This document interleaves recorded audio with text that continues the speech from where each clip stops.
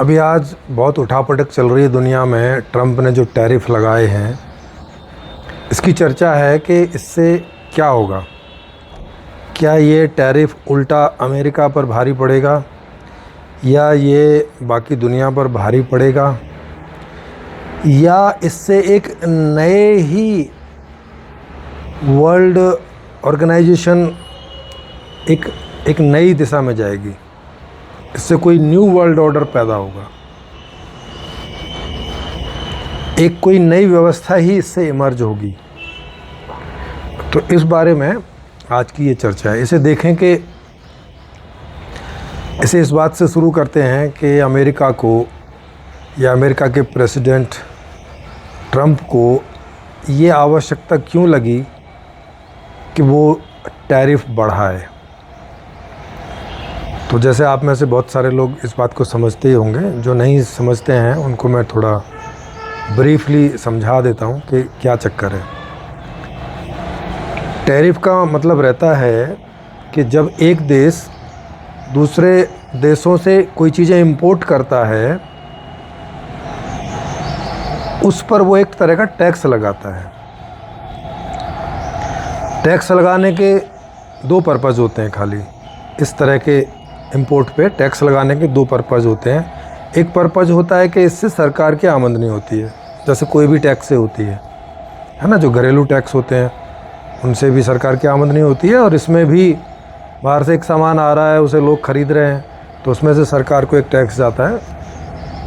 एक तो वो आमदनी है। दूसरा पर्पज़ होता है कि बाहर से जो सामान आ रहा है उसे महंगा कर देना अपने देश में, ताकि वही सामान अपने देश के जो लोग बना रहे हैं उन्हें यहाँ पे बिजनेस करने में आसानी हो जाए। तो दूसरे देश का वो प्रोडक्ट महंगा हो जाएगा। अगर उस पर टैक्स ज़्यादा लगा देंगे तो लोग उसको कम खरीदेंगे, और यहाँ अपने देश के लोग जो उस सामान को बना रहे हैं उन्हें ख़रीदने लगेंगे। तो अपने यहाँ की जो इंडस्ट्री है वो ग्रो करेगी या बची रहेगी। तो इंपोर्ट ड्यूटी जो लगाई जाती है, इंपोर्ट टैक्स जो लगाए जाते हैं, जैसे आज की अब की दुनिया में लोग टैरिफ बोल रहे हैं, तो वो इन्हीं दो पर्पज़ के लिए लगाए जाते हैं। तो अमेरिका को क्या ज़रूरत पड़ी ये टैरिफ लगाने की, जबकि अमेरिका की इकोनॉमी दुनिया में सबसे नंबर 1 है। आप देखो, अमेरिका की इकोनॉमी 30 ट्रिलियन को पार कर चुकी है। उसके बाद जो दूसरी इकोनॉमी है चाइना की, वो 20 ट्रिलियन को पार की है, मतलब अभी भी 10 ट्रिलियन पीछे है। पूरे यूरोप की इकोनॉमी को जोड़ दोगे तो वो 20 ट्रिलियन के आसपास है। समझ रहे हैं। रसिया की इकोनॉमी मुश्किल से 2 ट्रिलियन है। भारत की इकोनॉमी 3.5-4 ट्रिलियन है। तो अमेरिका की इकोनॉमी ऑलरेडी इतनी ज़्यादा है, फिर उसे क्या ज़रूरत पड़ी कि वो और टैरिफ लगाए। मतलब अमेरिका को और कितना अमीर बनाना चाहता है। और इसको उन्होंने इमरजेंसी घोषित किया। ट्रंप ने इस बात को इमरजेंसी घोषित किया कि अमेरिका एक आर्थिक रूप से एक इमरजेंसी में है, एक आपातकाल में है। तो इसे समझें कि क्या है कि वहाँ आप देखते ही हो कि वहाँ का जो जीवन स्तर है वो बहुत ऊंचा है और बहुत महंगा है ना, दूसरे देशों की तुलना में। अब चूँकि ज़्यादातर सामान बाहर से इंपोर्ट हो रहा है, तो इसका मतलब है कि अमेरिका में उस सामान का प्रोडक्शन नहीं हो रहा होगा। चाहे अमेरिका की ही कंपनियां हैं, मगर वो चाइना में, भारत में और दूसरे देशों में उन्होंने इसलिए लगा रखी हैं क्योंकि यहाँ सस्ती लेबर मिल जाती है, सस्ती बिजली मिल जाती है, और कई बार वहाँ के जो रॉ मटेरियल है वो वहाँ से सस्ते मिल जाते हैं, क्योंकि चीप है इन देशों में। और इनमें भी सबसे चीप देखा जाए तो लेबर की बात सबसे ज़्यादा चीप है। लेबर, वहाँ की ज़मीन, वहाँ की बिजली। अब अमेरिका में जो बिजली की कॉस्ट है और भारत में या चाइना में जो बिजली की कॉस्ट है, उसमें बड़ा अंतर है। आप गूगल करके देख सकते हैं कि अमेरिका में जो बिजली का बिल है वो कितना ज़्यादा होता है उतने ही किलोवाट में, और यहाँ कम होता है। और कई बार एक लेवल तक फ्री भी रहता है। तो वो सारी कंपनियां यहाँ लगा लेते हैं। अब कंपनियां यहाँ लगाने का मतलब है कि यहीं के लोगों को जॉब मिलेगा। तो अमेरिका के लोगों को जॉब की प्रॉब्लम हो गई है। अमेरिका में बेरोजगारी बढ़ने लगी है ना, ये समस्या आई अमेरिका को। वहाँ उस तरह की समस्या नहीं है कि अमेरिका की इकोनॉमी में कोई प्रॉब्लम है। वहाँ काफ़ी सारे लोग बेरोज़गार होने लगे क्योंकि अब वहाँ कोई काम नहीं हो रहा, और छोटा मोटा लेबर का वहाँ कोई काम नहीं है। माने आप एक लेवल से ज़्यादा सस्ते में काम कर नहीं सकते, करेंगे तो मतलब आपका घर नहीं चलेगा। जैसे भारत है, भारत में मिनिमम वेज अभी 12,000 है, जो 18,000 करने की बात हो रही है। इसका मतलब ही ये होता है कि 18,000 12,000 से कम में अगर आप काम करोगे तो आपका घर चलेगा नहीं, आप कर्जे में ही रहोगे। एक आपको मिनिमम घर चलाने के लिए 12-18 हज़ार रुपये ज़रूरी है। तो ऐसे अमेरिका में ये बहुत ज़्यादा है। मेरे ख्याल से शायद भारत की उसमें करेंसी के हिसाब से देखेंगे तो वहाँ शायद 1-8 लाख रुपए से ऊपर पड़ेगा ये सब। वहाँ का मिनिमम वेज 80,000 रुपये या 1 लाख के आसपास इतना वहाँ पड़ जाएगा मेरे ख्याल है। और मैं आपको उसमें से निकाल के यहाँ पे लिख के दिखा दूँगा कि वहाँ का मिनिमम वेज कितना है। और मिनिमम वेज का मतलब आप समझो कि बस रोटी कपड़ा और मकान, वो भी 3rd लोअर डिग्री का, इससे ज़्यादा कुछ होता नहीं। मिनिमम वेज का मतलब ये रहता है। तो ये समस्या अमेरिका को आ रखी है। इसी के वादे करके ट्रंप जो है आए कि मैं टैरिफ लगाऊंगा सारी दुनिया में। और टैरिफ लगाने से क्या होगा कि बाहर के जो सामान है वो महंगे हो जाएंगे और फिर हमारे यहाँ इंडस्ट्री ग्रो करने का हमें मौका मिलेगा। उसने ऐसा सोचा, वहाँ के लोगों ने भी ऐसा सोचा कि यार ऐसा हो जाएगा तो बढ़िया है। लेकिन इसके साइड इफ़ेक्ट भी होते हैं। वो साइड इफ़ेक्ट या तो उन लोगों ने ज़्यादा सोचे नहीं या उन पर ज़्यादा ध्यान नहीं दिया। तो मैं यहाँ साइड इफ़ेक्ट की भी आपको एक कैलकुलेशन करके बताऊँगा। सबसे पहला साइड इफ़ेक्ट क्या है कि चूँकि ये सारी चीज़ें इंपोर्ट कर रहे हैं और उनके ऊपर अगर टैक्स बढ़ गया तो वो चीज़ें महंगी हो जाएंगी। अब अमेरिका में तुरंत तो इंडस्ट्री ग्रो नहीं कर जाएगी, रातों रात तो ये काम होता है नहीं, है ना। कोई भी इंफ्रास्ट्रक्चर खड़ा करने में, कोई भी कंपनी खड़ी करने में 6 महीने आराम से लगते हैं। 6 महीने साल में आपको अगर इस तरह से इस काम को करें कि 6 महीने लोगों को वहाँ समय दें और बोलें कि भाई मैं आज से 1 साल बाद ये टैरिफ लगा ही दूंगा पक्का, तो वहाँ लोग अभी से उसकी तैयारी करके और उसके काम में आ सकते हैं। दूसरा ये है कि कितना टैरिफ लगा के आप सामने वाले के सामान को रोकोगे। अब जैसे चाइना का वहाँ बहुत ज़्यादा एक्सपोर्ट होता है अमेरिका में, तो मान लिया कि अमेरिका ने चाइना पे अच्छा खासा टैरिफ लगा दिया, जो कि लगा ही दिया है 125%, 125% लगा दिया है। कहने का मतलब वहाँ से जो चीज़ें आ रही होंगी अब उनकी कीमत डबल हो जाएगी। 1 लाख रुपए की चीज़ 2 लाख की हो जाएगी, 1,000 रुपये की चीज़ 2,000 की हो जाएगी। और अभी तो अमेरिका में कोई कंपनी इस तरह की है नहीं कि वो एकदम से ग्रो करेगी। इससे क्या होगा? इससे ये होगा कि अभी तो अमेरिका में महंगाई बढ़ेगी। एक तो प्रॉब्लम ये। दूसरा ये कि क्या अमेरिका में इस तरह की कंपनियां सरवाइव कर सकती हैं क्या? क्योंकि वहाँ लेबर बहुत महंगी है। अमेरिका में कंपनी खोलने का मतलब है, और उसका मतलब तभी है कि आप अमेरिकन्स को वहाँ जॉब दोगे। और अमेरिकन्स को जॉब देने का मतलब है कि भाई वहाँ पे लेबर काफ़ी महंगी है, तो वहाँ क्या प्रोडक्ट आप इतना सस्ता बना लोगे कि जो बाहर इतना टैरिफ लगा के भी उस कैटेगरी में आ जाए, आपका उस प्राइस में आ जाए। क्या ये संभव है? नहीं होगा संभव। माने अभी उन्हें चाइना से जो सामान जितने में पड़ता है अपने यहाँ बनाएंगे भी, बाहर का टैरिफ लगा के आपने रोक दिया है ना, उसका डबल ट्रिपल टैरिफ लगा दिया और चाइना का सामान आना बंद हो गया, और आपके लोगों ने अमेरिका में उस सामान को बनाना शुरू कर दिया, तो भी क्या वो चीप होगा? नहीं होगा।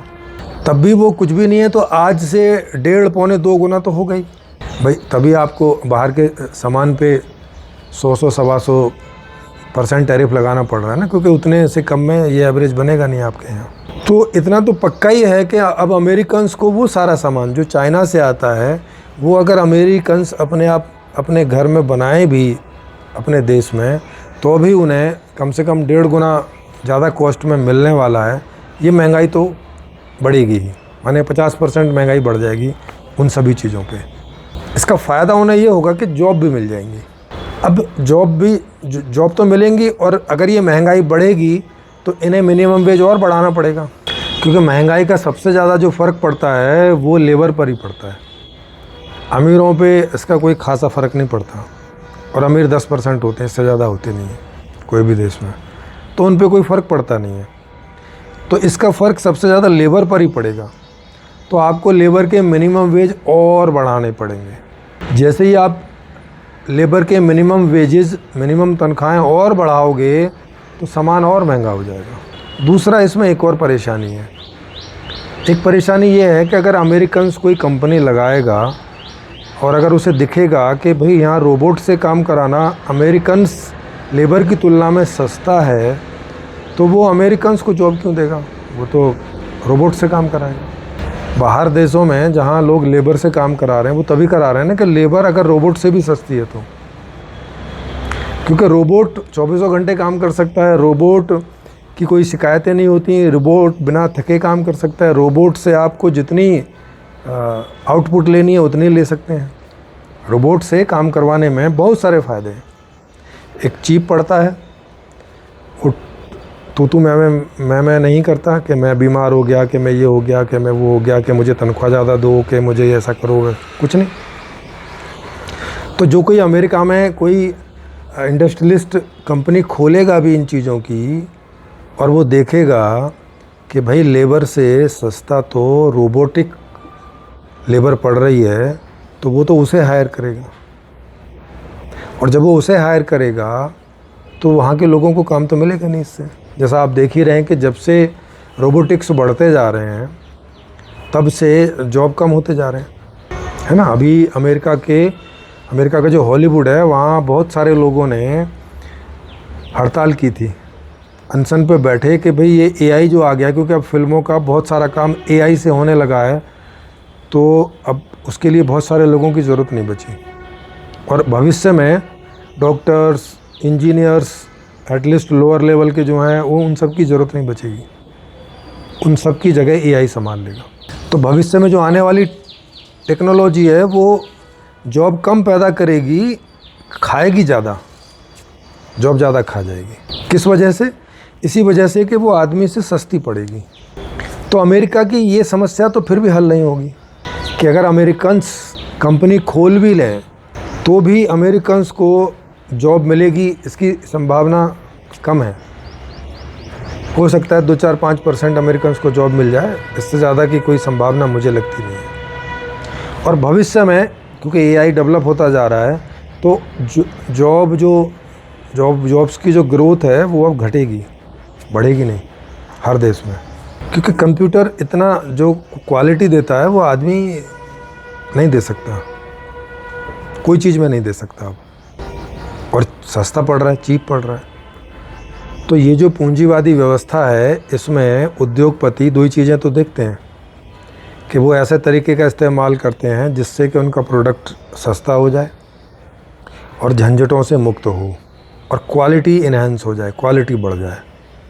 तो ये तीनों चीज़ें रोबोट्स में मिल जाती हैं कि वो सस्ता पड़ जाता है, क्वालिटी अच्छी क्वालिटी देता है, बढ़ा देता है क्वालिटी में, और उसमें झंझट नहीं है कि इसके पास समय नहीं है, ये नहीं आया, बीमार पड़ गया, इसका इंश्योरेंस करवाओ, मिनिमम वेजेस दो, ये दो, वो दो, कोई चक्कर नहीं। बस रोबोट का खाली मेंटेनेंस करना होता है, उसको बिजली देनी है, उसको ऑयल ग्रीस जो भी कुछ उसमें लगता होगा वो सब देना है, छुट्टी बस। उसके लिए कंपनी एक इंजीनियर और 2-4 मैकेनिक रख लेती है, उतने से काम चल जाता है, वो उनकी देखभाल करते रहते हैं। तो क्या अमेरिका की ये समस्या इससे सॉल्व होगी? नहीं होगी। प्रॉब्लम क्या बढ़ जाएंगी कि माल महंगा हो जाएगा, 1.5 गुना महंगा हो जाएगा। अच्छा, ये तो हो गई अमेरिका की बात। कि इससे सही ढंग से अमेरिका की भी समस्याएं हल नहीं होंगी।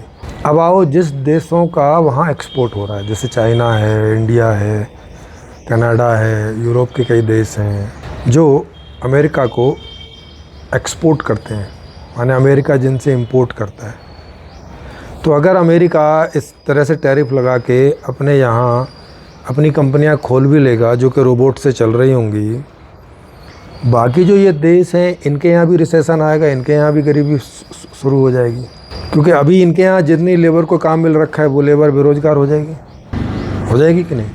और वही दिक्कत जो आज अमेरिका 30 ट्रिलियन की इकोनॉमी होने के बावजूद फेस कर रहा है, तो बाकी दूसरे देशों का क्या होगा? जैसे भारत का क्या होगा जो 4 ट्रिलियन की इकोनॉमी है 150 करोड़ लोगों में, चाइना की जो 20 ट्रिलियन की इकोनॉमी है 150 करोड़ लोगों में, वो उनका क्या हाल होगा? उनका तो और बुरा हाल हो जाएगा। वैसे ही और दूसरे छोटे छोटे देश हैं, पाकिस्तान है, कोरिया है, वगैरह वगैरह, जापान है।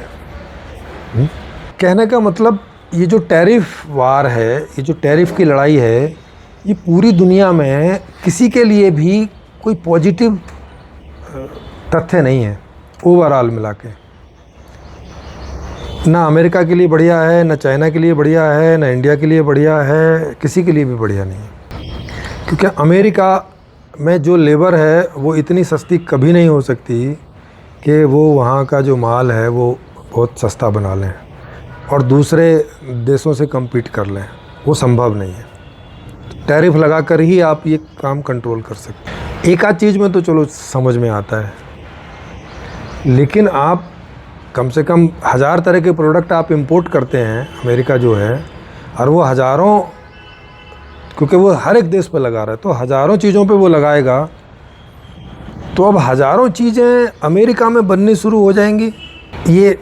ये थोड़ा सा उनका एक ख्वाब जैसा लगता है, क्योंकि एक तो ये समस्या है। दूसरी समस्या ये है कि ज़्यादा कॉस्टली लेबर से वो रोबोट का इस्तेमाल क्यों नहीं करेंगे, मशीन का इस्तेमाल क्यों नहीं करेंगे? तो कोई 1-2-4% अमेरिकन्स को जॉब मिल भी जाएगी, लेकिन जो सामान है वो तो अब से 1.5 गुना 2 गुना महंगा हो जाएगा। तो ये समस्या सॉल्व कहाँ हुई, सॉर्ट आउट तो नहीं हुई। और इसी वजह से डर के शायद ट्रंप ने जो माने 90 दिन के लिए इसको टाल दिया है, 3 महीने के लिए, और उसके बाद भी ये टालते ही रहेंगे। क्योंकि आप पूरे दुनिया में ऐसे लगा के और आप ऐसे कैसे सर्वाइव करोगे? माने ऐसे हो जाएगा जैसे अमेरिका पूरे दुनिया से कट गया हो, ऐसे कट जाएगा। क्योंकि बाकी देश फिर क्या करेंगे, फिर वो आपस में जो है कुछ करने का प्रयास करेंगे, इसको काट देंगे साइड में, बोले तुम अब साइड ही रहो। भाई इनका एक्सपोर्ट वहाँ होगा नहीं, जैसे भारत का, चाइना का, इनका सबका एक्सपोर्ट वहाँ होगा नहीं, है ना। इसका मतलब तो यही है। और अगर इनका एक्सपोर्ट फिर भी हो रहा है तो अमेरिका का तो फिर कोई सॉल्व हुआ नहीं। इसका मतलब है अमेरिका में कंपनियां खुली नहीं। तो अगर अमेरिका में कंपनियां खुल जाएंगी तो इसका मतलब है कि जितने देश अमेरिका को एक्सपोर्ट कर रहे हैं उनका एक्सपोर्ट तो बंद हो जाएगा ना। तो अब वो क्या करेंगे? अब वो आपस में ढूंढेंगे, फिर चाइना इंडिया आपस में ढूंढेंगे, रसिया, चाइना, इंडिया, ये एक अलग से एक न्यू वर्ल्ड ऑर्डर बनने लगेगा। जो अभी तक अमेरिका सेंटर था इन सब चीज़ों का, वो फिर कोई और बनने लगेगा। जैसे हो सकता है चाइना सेंटर बन जाए, रशिया बन जाए, भारत बनने लगे, या ये इंक्लूडिंग होके एक साथ बनने लगे, तो फिर अमेरिका वैसे ही अलग थलग पड़ जाएगा। और अमेरिका का अलग थलग होने का मतलब है कि उसका डॉलर फिर गया, बेभाव चला जाएगा। अमेरिका इतने समय से सरवाइव जो कर रहा है, उसमें एक बड़ी पावर उनकी इस बात में है कि चूँकि इंटरनेशनल जो ट्रेड है वो डॉलर्स में होते हैं, और अमेरिका जितना मर्जी डॉलर्स छाप सकता है, जारी कर सकता है, और सारी दुनिया में पूरी दुनिया उसके डॉलर्स को जो है इस्तेमाल कर रही है। तो ये तो कागज़ के बदले सारे सामान ले रहा है। जब कागज़ के बदले ले रहा है, लेकिन ये कब तक चलेगा ऐसे? तो अमेरिका का डेप्थ भी बढ़ता जाएगा, अमेरिका का जो ऋण है वो एक तरह से बढ़ता जाएगा। क्योंकि एक लेवल के बाद में अगर डॉलर की संख्या ज़्यादा होने लगी तो उसका डिवैल्यूएशन हो जाएगा। ऊपर से अभी इकलौता डॉलर नहीं है कि उसी में इंटरनेशनल ट्रेड होता है, यूरो भी है, पॉन्ड्स भी है, और अभी ब्रिक्स के जो देश हैं वो आपस में वो भी कोई एक नई करेंसी लॉन्च करने की सोच रहे हैं। तो अगर उनकी करेंसी लॉन्च हो गई यूरो की तरह, तो डॉलर की जो सत्ता है वो और कमज़ोर हो जाएगी, जो कि ट्रंप इनको चेता ही रहे हैं कि अगर तुमने कोई करेंसी लॉन्च की तो मैं ये कर दूंगा, वो कर दूंगा, डराने का प्रयास कर रहे हैं। लेकिन अब लगता नहीं है कि अब चाइना इन चीज़ों से डरने वाला है। अब चाइना अपना दूसरा रास्ता खोजेगा, और वो जो दूसरे रास्ते हैं वो यही हैं कि वो अपना सामान बाकी दुनिया में और जगह ढूंढेगा, और अपनी अब जो करेंसी है मिलके ब्रिक्स लोग देश मिलके उसमें अपनी करेंसी लॉन्च कर लेंगे, ये सब करेंगे। तो ऐसा लग रहा है कि ये जो सारी प्रक्रिया है जो अमेरिका कर रहा है, इससे एक नया वर्ल्ड ऑर्डर इमर्ज होगा। मुझे जो समझ में आ रहा है कि अगर अमेरिका अपनी इसी जिद पे अड़ा रहा, ये नहीं भी अड़े, तो चूँकि अब इसने एक बार अपनी स्थिति ये दिखा दी है, तो बाकी सब देश इससे डर तो गए ही हैं कि भैया इन फ्यूचर ये कुछ भी कर सकता है। तो अब इससे फ्री होने की फ़िराक में यूरोप भी लगेगा, इससे फ्री होने की फ़िराक में एशिया भी लगेगा, इससे फ्री होने की फ़िराक में अमीरात भी लगेंगे, अरब के जो लोग हैं, माने सबको ही लगेंगे। सब कोशिश करेंगे कि अब आगे जो है हम अपने अलग से डिपेंड करें, अमेरिका की करेंसी पे बहुत ज़्यादा डिपेंड ना करें। अब ये एक शुरू होने लगेगा, और इसी से एक न्यू वर्ल्ड ऑर्डर पैदा होने की जो सूरत है, पैदा होने की जो एक कंडीशंस हैं, वो मुझे दिखाई पड़ रही हैं। और ऊपर से हम लोग एक संपूर्ण समाधान व्यवस्था एक नई प्रस्तावित कर रहे हैं, जिसमें ये सारे झंझट ही ख़त्म है पूरी दुनिया के लिए। कैसे ख़त्म है, इन चीज़ों को समझें। हमारी व्यवस्था में करेंसी है नहीं। जो हम नई व्यवस्था प्रपोज कर रहे हैं, ULM यूनिवर्सल लाइफ मैनेजमेंट जो ऑर्गेनाइजेशन है, जिसका मुख्यालय भारत में है, और वो पूरी दुनिया को एक नई वैश्विक व्यवस्था, एक न्यू वर्ल्ड ऑर्डर प्रॉमिस कर रहा है, एक न्यू वर्ल्ड ऑर्डर को प्रस्तावित कर रहा है। और ये कैसा है कि इसमें करेंसी नहीं है, करेंसी ख़त्म, और एक विश्व सरकार बनेगी। जैसे अमेरिका की एक सरकार है, अभी भारत की एक सरकार है, चाइना की सरकार है, रशिया की सरकार है, UK की सरकार है, ये तब स्टेट हो जाएंगे। कैसे स्टेट हो जाएंगे? जैसे भारत में 30-32 स्टेट हैं और भारत की एक सरकार है ना, गणतंत्र की। वैसे ही ये जो गणतंत्र हैं अभी दुनिया में और छोटे बड़े देश हैं, ये सब तब स्टेट बन जाएंगे, छोटे बड़े, और एक विश्व सरकार बन जाएगी। विश्व सरकार बन जाएगी और नॉन करेंसी वाली। इससे क्या होगा कि करेंसी से संबंधित जो झंझट है ये ख़त्म हो जाएगा। ये जो संबंध है कि भाई ये मिनिमम वेज और मैक्सिमम वेज और अमीरी और गरीबी और इस काम का इतना पैसा और उस काम का उतना पैसा, ये झंझट ख़त्म। पर आप सोच रहे होंगे अच्छा बार्टर सिस्टम की बात कर रहे हो। ना, वहाँ बार्टर सिस्टम भी नहीं है। ये एक अलग से एक नया अर्थशास्त्र इमर्ज हो रहा है, जो अभी तक हुआ नहीं है ना। अभी तक दो ही तरह के सिस्टम लोग समझते हैं अर्थशास्त्र में, एक करेंसी सिस्टम समझते हैं, एक बार्टर सिस्टम समझते हैं। एक्चुअल में बार्टर सिस्टम भी एक प्रकार का करेंसी सिस्टम ही है, बस बार्टर सिस्टम में एक वस्तु करेंसी का ही काम करती है ना। जैसे आपने गेहूँ दिया बदले में और आपने मक्का ली, तो आपके लिए गेहूँ तो इसमें करेंसी का ही काम कर रही है ना एक तरह से। जिस व्यवस्था की मैं बात कर रहा हूँ, संपूर्ण समाधान उसका नाम है, वो व्यवस्था में करेंसी ही नहीं है और ऐसा लेन देन नहीं है। तो ये व्यवस्था में ना खरीदारी है ना बेचदारी है, ना करेंसी सिस्टम है और ना बार्टर टाइप का सिस्टम, और ना कोई भी ऐसा सिस्टम है कि भाई अदला बदली वाला चक्कर है। ये व्यवस्था किस प्रकार की है कि इसमें जितना भी सब रिसोर्स है, जितने भी स्टेट्स हैं, जो भी कुछ है, जितना भी सारा रिसोर्स है, नेचुरल रिसोर्स पूरी दुनिया का, वो विश्व सरकार के संचालन में होगा। और पूरी दुनिया का जितना मानव संसाधन है वो भी विश्व सरकार के संचालन में होगा, केंद्रीकृत रूप से। और विश्व सरकार का जो गठन है वो इलेक्शन प्रोसेस से होगा। उसका निर्वाचन होगा वोटिंग सिस्टम से, माने लोग वोट करेंगे, जनता वोट करेगी।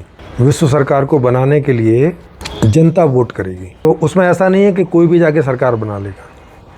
और वहाँ पे पार्टी सिस्टम भी नहीं है, माने सभी पदों के लिए जो भी राजनीतिक पद होंगे उनमें सब लोग निर्दलीय ही खड़े हुआ करेंगे और उसमें से जनता जो है उनको चुनेगी। अब उसका एक प्रोसेस है, उसमें दे रखा है किताब में, जब आप संपूर्ण समाधान देखेंगे। नगर लेवल पे जनता करेगी, जैसे मैं आपको एक तरीके से बता देता हूँ कि नगर लेवल पे जनता चुनाव करेगी नगर के लीडर्स का।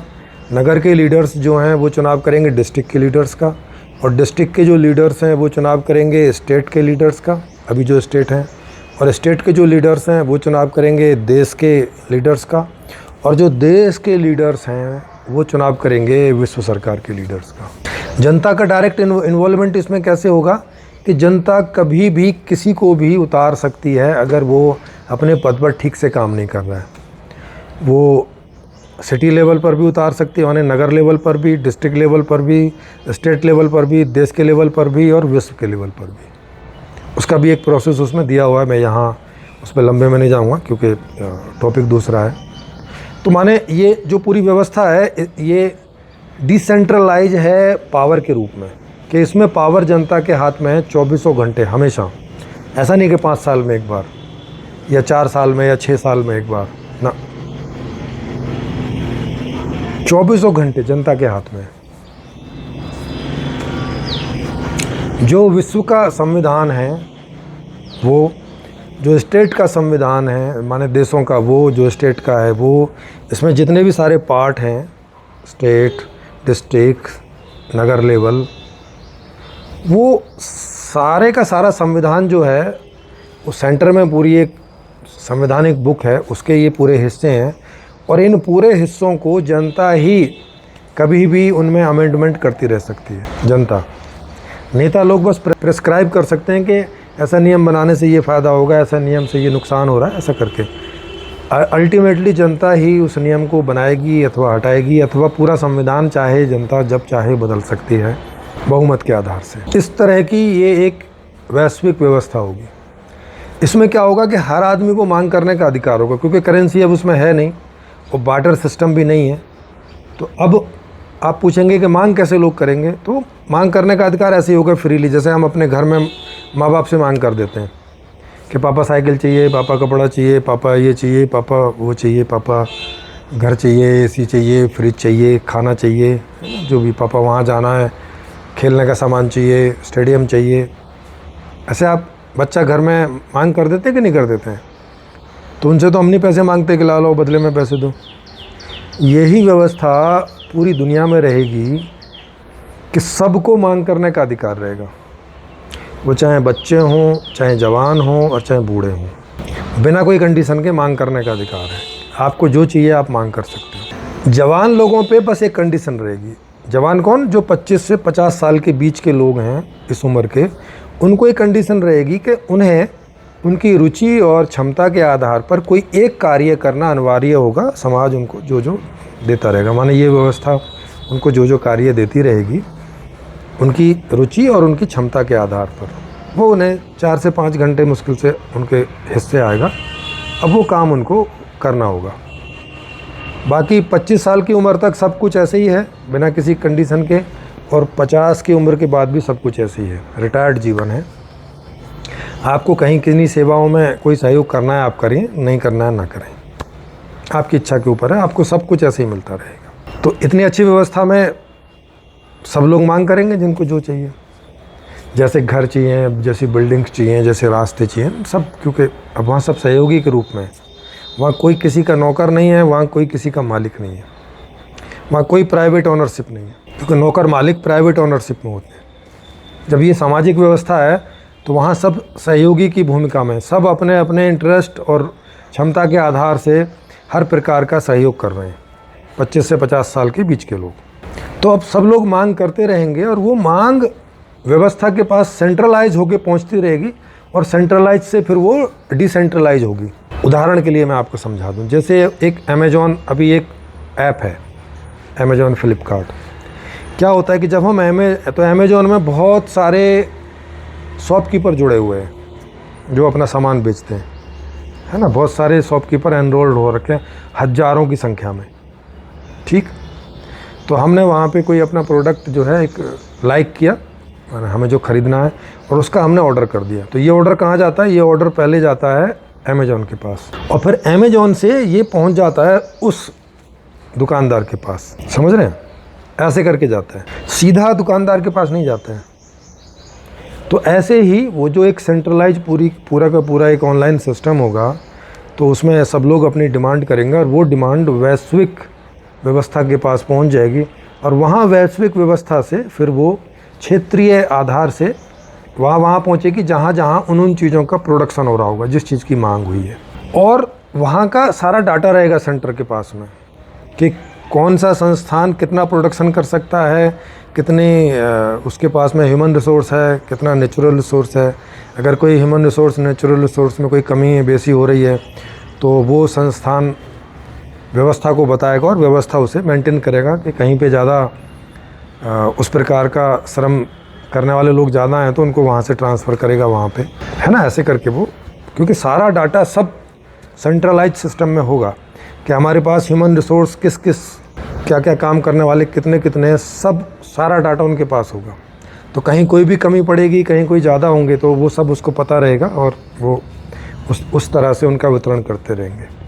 वैसे ही नेचुरल रिसोर्स का भी होगा कि पूरी दुनिया में कितना कहाँ क्या नेचुरल रिसोर्स है और कहाँ कोई भी प्रोडक्शन होने के लिए कहाँ कितनी ज़रूरत है, तो वो वहाँ उसको करते रहेंगे और वो समय समय पे उन संस्थानों की मांग के आधार से वो रिसोर्सेज उनको पहुँचते रहेंगे। मानव रिसोर्स भी, मानव संसाधन भी और प्राकृतिक संसाधन भी, जिसके आधार पे वो उसका प्रोडक्शन करते रहेंगे जो डिमांड उनके पास जाएगी। और फिर एक सप्लाई वाला डिपार्टमेंट होगा जिसका भी प्रोडक्शन होता रहेगा, तो वो जहाँ जहाँ से मांग आई है वहाँ एक सप्लाई चेन होगी, सप्लाई सिस्टम होगा, उसके थ्रू वो ऑर्डर जो है कंप्लीट हो जाएगा, सप्लाई हो जाएगा। ये एक व्यवस्था होगी सिंपल सी। इसमें कितने सारे झंझट ख़त्म हो जाएंगे। इसमें बैंकिंग सिस्टम ख़त्म हो जाएगा, जो अभी इतनी सारी करेंसी दुनिया में चल रखी हैं और जिसके लिए इसमें बदलो उसमें बदलो, फिर उसका जो है 3% 4% चार्ज दो, ये करो, वो सारे झंझट ख़त्म, है ना। बैंकिंग पूरा सिस्टम ख़त्म।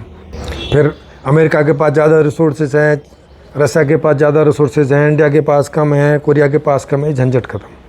फिर पूरी दुनिया के रिसोर्सेज पूरी दुनिया के लोगों के लिए हैं, पूरी दुनिया के मानव संसाधन पूरी दुनिया के लिए हो जाएंगे, समझ लो। फिर ये वेजेज का चक्कर ख़त्म हो जाएगा, कम तनख्वाह और ज़्यादा तनख्वाह का चक्कर ख़त्म हो जाएगा। ये सामान सस्ता और ये सामान महंगा का चक्कर ख़त्म हो जाएगा। और सस्ताई आ गई कि महंगाई आ गई, ये चक्कर ख़त्म हो जाएगा। और रिसेशन आ जाएगा, ये चक्कर ख़त्म हो जाएगा। और फिर युद्ध भी ख़त्म हो जाएंगे, क्योंकि अभी जो युद्ध चल रहे हैं देशों के बीच में, वो या तो पावर को बैलेंस करने के लिए चल रहे हैं कि कोई हमारे बराबर पावरफुल ना हो जाए, या वहाँ के रिसोर्सेज के लिए चल रहे हैं कि वहाँ के रिसोर्सेज पे हमारा कंट्रोल हो जाए। तब सारे रिसोर्सेज सबके हो जाएंगे और पावर जो है वो सब जनता में डिस्ट्रीब्यूट हो जाएगी 24 आवर, तो ये झंझट ख़त्म हो जाएगा। फिर ना कोई भ्रष्टाचार होगा, क्योंकि अब भ्रष्टाचार कैसे कोई करेगा, क्योंकि उसको जो चाहिए वो तो सब मिल ही रहा है। तो भ्रष्टाचार कैसे करेगा पहले तो, और काहे के लिए करेगा? कोई तरीका बचेगा नहीं भ्रष्टाचार करने का, क्योंकि अब क्या करोगे। और चूँकि पूरी प्रक्रिया ऑनलाइन है, तो कौन आदमी कितना काम कर रहा है नहीं कर रहा है, पूरी डिमांड ऑनलाइन है, तो अब आप कोई कुछ भी कहीं से छिपा नहीं सकता। जनता में से कोई भी आदमी कभी भी देख सकता है कि सिस्टम जो है एक्यूरेटली काम कर रहा है कि नहीं, क्योंकि सिस्टम के भी चेक एंड बैलेंस जो है वो लोगों को लगातार बताते रहेंगे। जैसे अभी कई जगह घड़ी लगी रहती है ना, कि वो घड़ी और जनसंख्या का वो चलता रहता है कि जैसे जैसे टाइम बढ़ रहा है तो जनसंख्या कितनी बढ़ गई है, वो ऐसे अलर्ट उसमें रहता है, संख्या बढ़ती रहती है उसकी। तो वैसे ही ऑनलाइन ही नगर के लेवल पे, डिस्ट्रिक्ट के लेवल पे, स्टेट के लेवल पे, कंट्री के लेवल पे और वैश्विक लेवल पे एक परसेंटेज चलता रहेगा, एक व्यवस्था के स्टार चलते रहेंगे। जो लोग उसको स्टार देंगे, जो लोग रिव्यू करेंगे, उस आधार पे वो स्टार चलते रहेंगे कि ये जो व्यवस्था है 10 में से 9 स्टार पे चल रही है, 10 में से 10 स्टार पे चल रही है, 8 स्टार पे चल रही है, स्टेट लेवल पे इतने स्टार पे है, डिस्ट्रिक्ट लेवल पे इतने पे है, नगर लेवल पे इतने पे है, इस नगर के इतने स्टार पे ये व्यवस्था काम कर रही है। ऐसे वो गणना जो है ऑटोमेटिक रूप से चलती रहेगी और वो सबको जो है दिखती रहेगी कि हमारी व्यवस्था इतनी इस सेटिस्फेक्शन लेवल पे काम कर रही है। वो व्यवस्थापकों को भी दिखती रहेगी कि इसका और सेटिस्फेक्शन लेवल हम और कैसे बढ़ा सकते हैं, है ना। जैसे मान लिया 8 पे काम करिए, 8 एक बहुत बढ़िया आंकड़ा है 10 में से 8 स्टार, तो अब वो देखेगी कि 2 स्टार जो लोग कम दे रहे हैं, मतलब वहाँ पे कुछ तो अभी लोचा है, और वो लोग जो रिव्यू दे रहे होंगे वो बता भी रहे होंगे क्या प्रॉब्लम है, किस वजह से उन्होंने 10 में से 10 स्टार देने के बजाय 8 स्टार दिए, 7 दिए, 5 दिए, जो भी दिए। तो वो दिक्कत उनको पता चलेगी और उस दिक्कत को दूर करेंगे, और ऐसे जो है स्टारों की संख्या बढ़ती जाएगी। तो इस तरह से जनता भी उसे देखती रहेगी, क्योंकि जनता ही रिव्यू कर रही है, कभी भी चेक कर लेगी, और जो व्यवस्था में लोग लगे हैं वो भी देखते रहेंगे। इस तरह से जो एक हैप्पीनेस इंडेक्स टाइप का है, हैप्पीनेस सेटिस्फैक्शन जो इंडेक्स टाइप का है, वो हमेशा एक वो आगे रहेगा।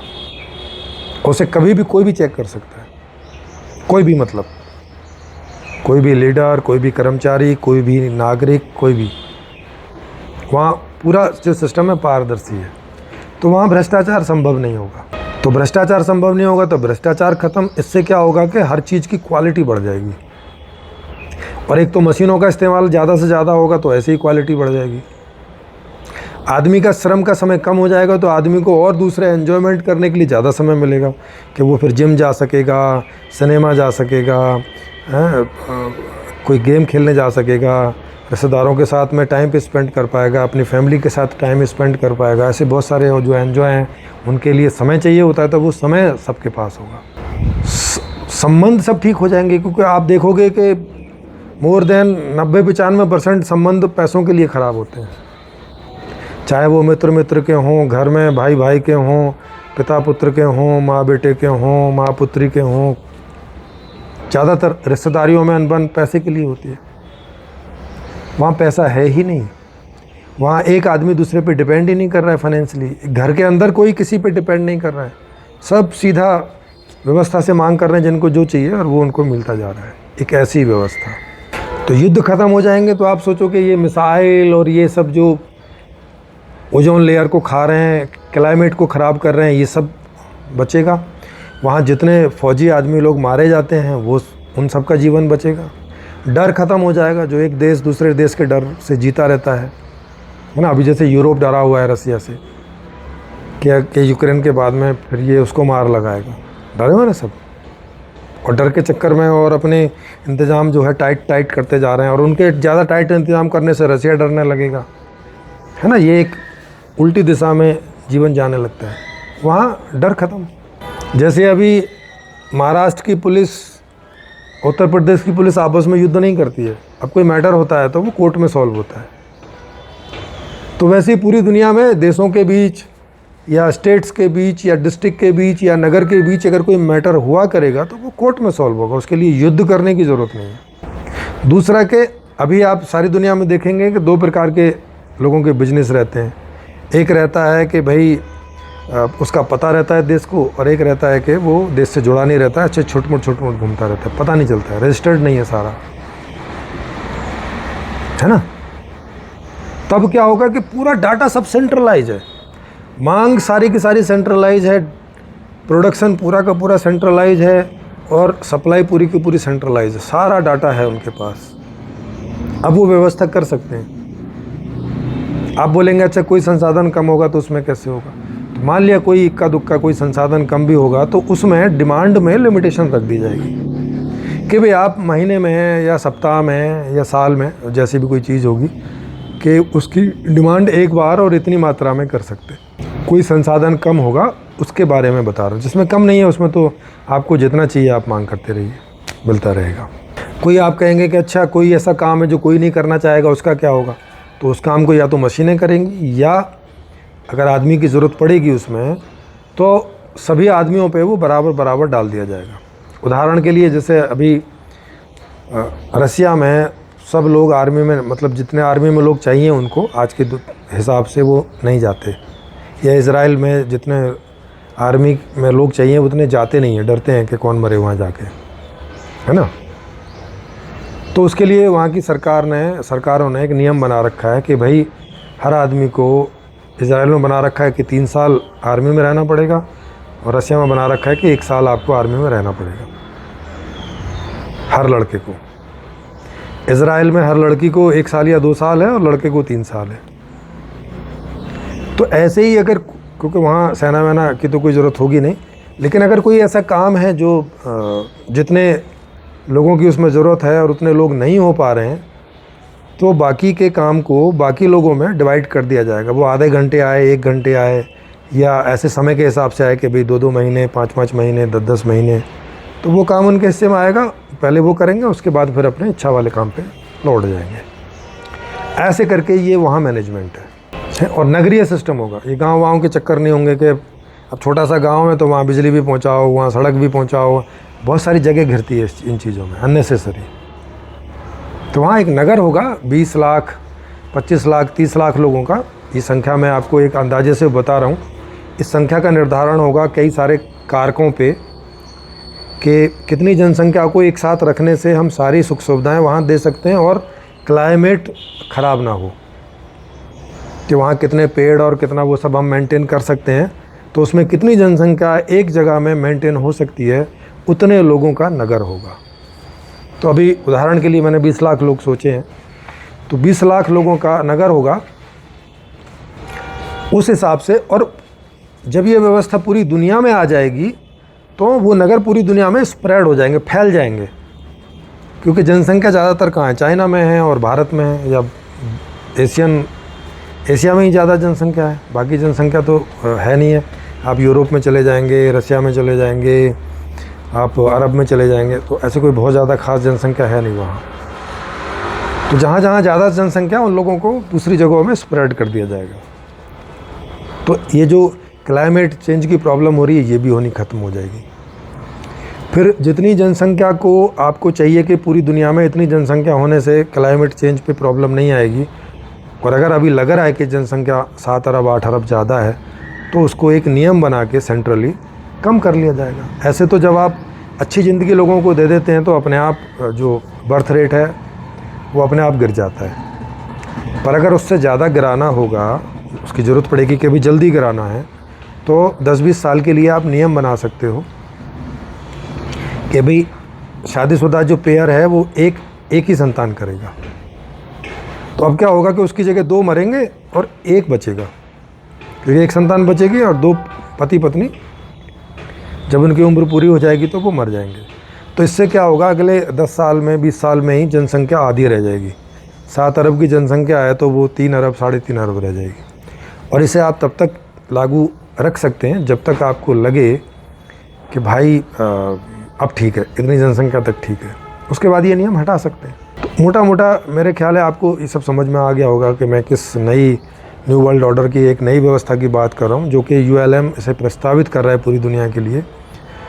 और ये देश देश के हिसाब से आ सकती है। इसके लिए आने के लिए कम से कम एक देश चाहिए। कोई लोग सोचते हैं कि नहीं किसी गांव में करके देख लो, नहीं किसी नगर में, नहीं होगा ऐसा। इसके लिए कंप्लीट एक पूरी फ्री जगह चाहिए, और वो देश ही होता है, क्योंकि गाँव पे तो देश के नियम लागू हैं, वहाँ कैसे चेक करेंगे। तो देश छोटा हो बड़ा हो चलेगा, लेकिन एक देश होना चाहिए। तो इसे आप ज़्यादा से ज़्यादा शेयर करें, लाइक करें, सब्सक्राइब करें, ताकि आपके इस सहयोग से ये जल्दी से जल्दी लोगों तक पहुँचे और कम से कम भारत में ये जल्दी व्यवस्था के रूप में आए, ताकि इसका जो भी परिणाम आएगा उससे सब प्रेरित होकर सारी दुनिया इसमें एक हो जाए और ये युद्ध, गरीबी, उन्माद, भ्रष्टाचार, अपराध, ये सब बंद हो जाए। क्योंकि अधिकतम अपराध पैसों के लिए होते हैं। ज़्यादातर लड़ाइयाँ, ज़्यादातर द्वेष, ज़्यादातर टेंशन सब पैसों के लिए होती है, करेंसी के लिए होती है, गरीबी के कारण होती है, कंपटीशन के कारण होती है। इसमें कोई कंपटीशन नहीं बचेगा, कोई गरीबी नहीं बचेगी, कोई जो है झंझट नहीं बचेगा, कोई देश अलग अलग नहीं बचेंगे। आप सोचो, विश्व वसुधैव कुटुंबकम हो जाएगा, पूरी दुनिया एक होके जिएगी, सर्वे भवन्तु सुखिनः हो जाएगा। अब मामला आपके ऊपर है कि आप में से जो चाहें इस पुस्तक को अमेज़ॉन, फ्लिपकार्ट से मंगा के कागज़ के रूप में ऐसे पढ़ सकते हैं, या फ्री में डाउनलोड करना है तो इस वीडियो के डिस्क्रिप्शन बॉक्स में इसका लिंक दिया हुआ, वहाँ से फ्री में डाउनलोड करके पढ़ सकते हैं। या इस पर मैंने बहुत सारे वीडियो बना रखे हैं इसी चैनल पे, वहाँ जाके इसे वीडियोज़ के रूप में सुन सकते हैं, समझ सकते हैं। और अगर आपको अच्छा लगे तो इसे ज़्यादा से ज़्यादा लाइक करें, ताकि जिस समस्या से पूरी दुनिया जूझ रही है, और जिन समस्याओं से, एक समस्या नहीं है, जिन समस्याओं से पूरी दुनिया जूझ रही है, इससे निकल पाए। और इसमें आपका ये सहयोग योगदान हो सके।